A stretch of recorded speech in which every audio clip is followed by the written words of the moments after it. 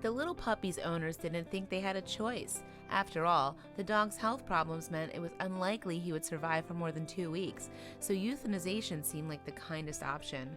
But one of the vets couldn't bear to see his furry little fellow put to death, and she was determined to save his life. This heartwarming story came to the world's attention on July 21st, 2016, after veterinary technician and social media user Kafkal uploaded these pictures to Imgur. Kafkal, known in everyday life as Chelsea Whitney, wrote that the story began when a big birthday surprise was delivered to her clinic. You see, Whitney works at the VCA Veterinary Care Hospital and Referral Center in Albuquerque, New Mexico. On my 30th birthday, a chocolate lab had a C-section at my veterinary clinic and had 9 puppies, Whitney wrote. One of those puppies had a cleft palate, and the owners opted to euthanize the puppy. A cleft palate is a congenital condition that's not surprising to encounter in purebreds like Labradors, as it has an occurrence rate of approximately 25%. Unfortunately, though, the cavity between the nose and mouth can cause a multitude of breathing problems, including coughing and sneezing. It can also result in eating difficulties and pneumonia. So without surgery and then around-the-clock care, the chances of this baby dog's survival were poor. After all, a cleft palate can often lead to difficulty nursing and a lowered immune system, potentially making this otherwise weak pup weaker than ever.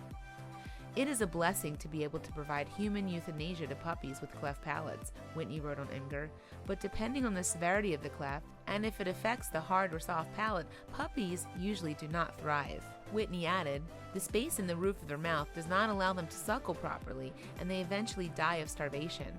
But the vets where Whitney works were armed with this knowledge, and it seems that they were determined to intervene. Whitney wrote, knowing the sucker I was, another vet tech got the family to sign the puppy over and got me to foster him. Firstly, Whitney was able to satisfy the little pup's suckling instincts by giving him a binky comforter. Then, as his new mommy saw a fighter in him, Whitney gave the dog an appropriate name. She called him Bronson, inspired by the movie in which Tom Hardy plays one of Britain's toughest prisoners, Charles Bronson. Whitney also became an attentive mother to the little chocolate bean, bringing Bronson with her to the clinic in order to maintain his feeding schedule. After all, the disabled pooch took his food every 2 hours by either tube or syringe. And as Bronson grew, he ditched the binky in exchange for suckling all Whitney's fingers. Whitney later described this activity as a true bonding experience. His mommy further had to play with him lots in order to keep him active because his cleft palate meant that he couldn't have chew toys. But what did Whitney's colleagues think? Bronson's cleft palate was a particularly bad one. It extended from his hard all the way to his soft palate, Whitney wrote. The surgeon I worked with was a little skeptical about my taking this type of genetic defect on, but also wanted to see how Bronson would do. The surgeon also kept tabs on Bronson's cleft palate to decide when was the best time for surgery. Still, the little lab got up to all kinds of mischief. In fact, Whitney was no match for the quick puppy, as he loved to put whatever he could in his mouth. Mind you, this obsession might have something to do with him moving from his milk feeds to blended food. As he grew, it became a trial and error session of coming up with a perfect concoction of canned food that would go through the red tube easily, Whitney wrote. What's more, as Bronson's cleft palate became larger with age, it became more of a problem keeping things out of the inquisitive dog's mouth. I always had my hands in his mouth pulling everything out. I was super careful, but he was quick, Whitney wrote. In fact, Bronson had been sedated 3 times to remove objects stuffed in his cleft, and Whitney was now preparing to switch him to solid foods. Needless to say then, Bronson's mommy was getting anxious for his corrective surgery. Even still, the surgeon didn't think that the puppy was ready. In the end, Bronson's surgery day came when he was nearly a year old.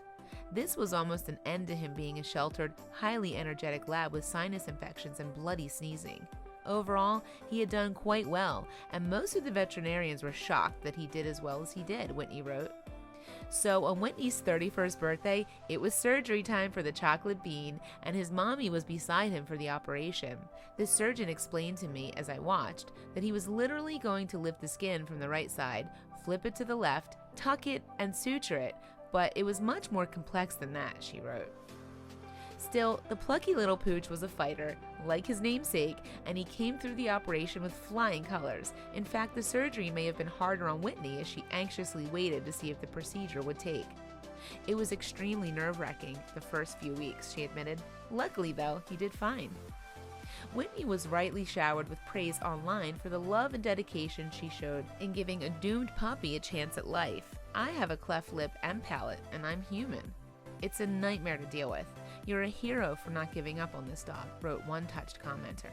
Indeed, the now 3-year-old lab has a new lease on life, and his mom couldn't be happier.